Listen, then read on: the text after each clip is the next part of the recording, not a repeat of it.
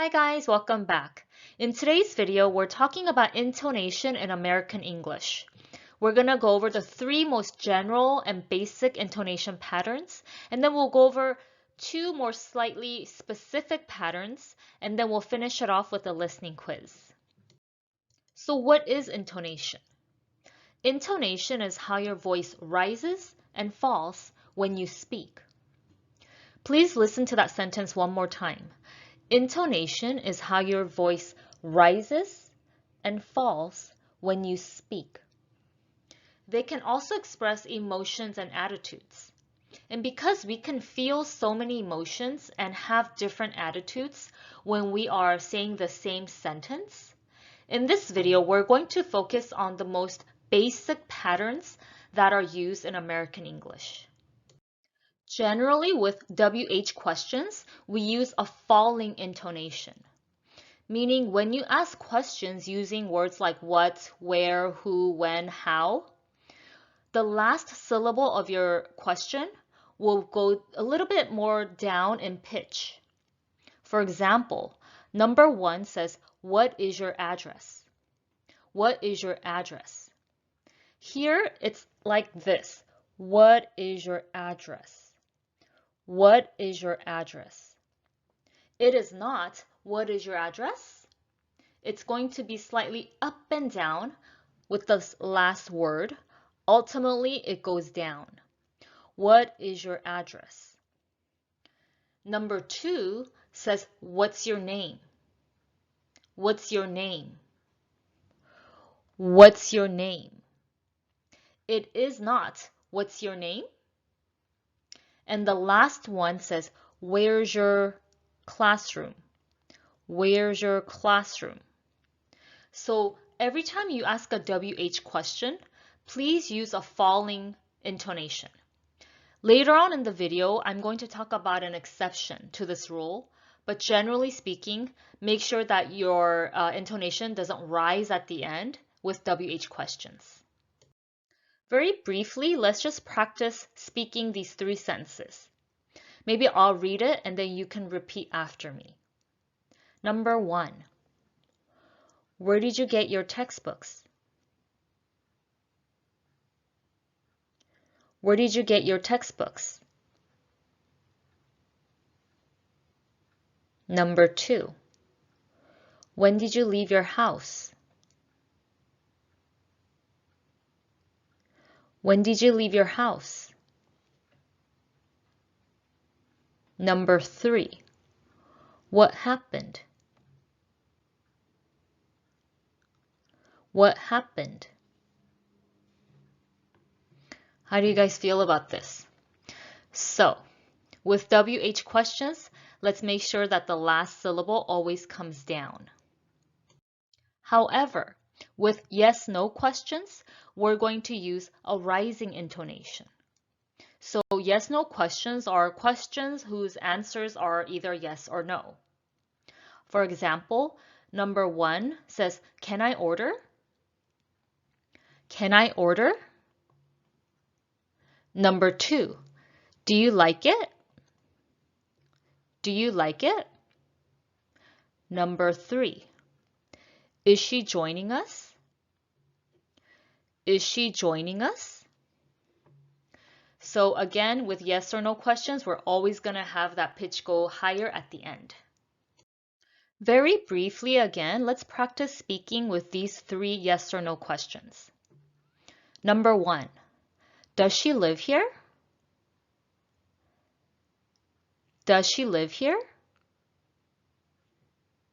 Number 2, is it delicious? Is it delicious? Number 3, are you practicing? Are you practicing? Let's compare these two types of questions and see if we can hear the difference between WH questions and yes/no questions. So on my left, I have my list of WH questions, and to my right, I have my yes and no questions. I'm just going to read across. So I'm going to read number 1 and number 1, and number 2 and number 2, and so forth. Please feel free to repeat after me. Number 1, where do you live? Where do you live? Number 1, do you live here? Do you live here? Number 2, what kind of music do you like? What kind of music do you like? Number 2, do you like this type of music? Do you like this type of music? Number 3, what happened? What happened?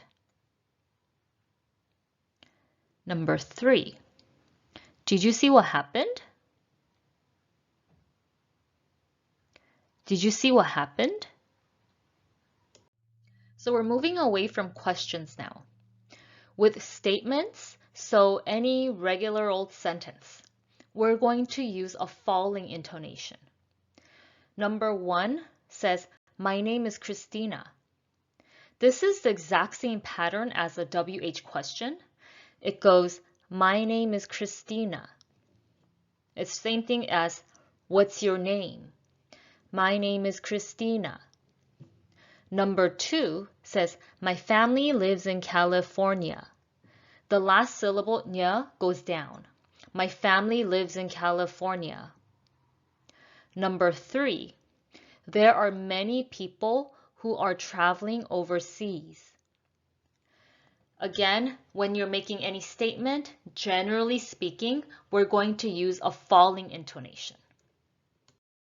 When you are reading a list of something, whether they are nouns or phrases or verbs, when you're reading a list of 3 or more things, we're going to use rising intonation for everything on our list, except the last one. So we're going to have rising and then falling intonation. For example, number 1 says, at the store, we bought eggs, milk, broccoli, and bread. At the store, we bought eggs, milk, broccoli, and bread. Number 2, people on the wait list are Mary, Mike, Jenny, and Rachel. Again, people on the wait list are Mary, Mike, Jenny, and Rachel.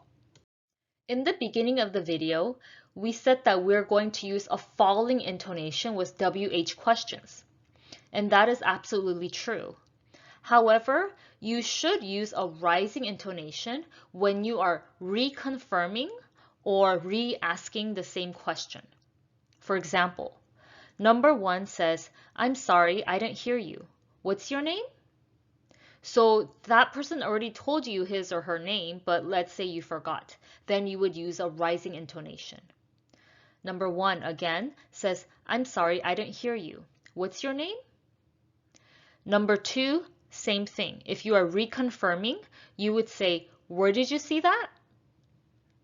Number 3, what did he say?